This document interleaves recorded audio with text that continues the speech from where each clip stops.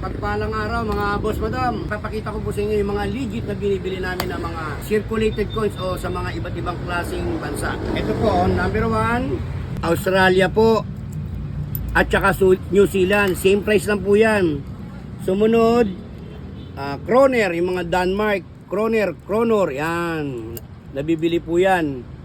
And then yung lumang pounds.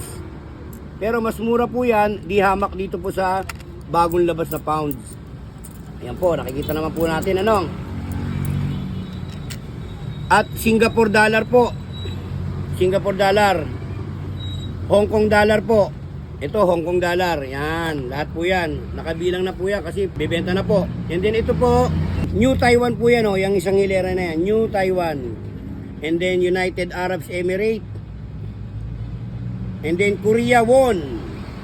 Yan, isang hilera. At Swiss franc po. Ayan. Yung parang may mga dahon sa ano, parang Francisco Balagtas ba? May dahon sa gilid ng tao yan. And then ito po, yuan, coins po ng China. At Macau, isang price lang po yan. Euro. Yan, isang hilera po, euro. At yung Dutch, ayan po, DM po, kung tawagin namin, DM sa coins. Canada dollar. Nabibili po yan. Ito naman po, Thailand baht po. Yang isang linya na yan.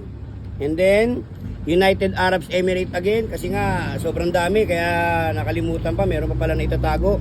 At yung quarter dollar, yan po. Yan po, nabibili po yan. Quarter dollar. And then, yung dime. O 10 centimos. 5 centimos. Nabibili po yan. At marami pang iba. Ito pa po, yung Hak Yen.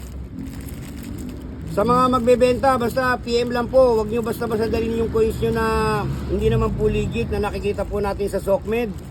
Ito po yung mga nabibili namin. Yan po ang mga nabibili namin, circulated coins sa ibang bansa. At doon po sa nagtatanong na bakit lumang barya o old coins, yun po yung tinatawag natin na silver coins. Maraming salamat po mga boss madam.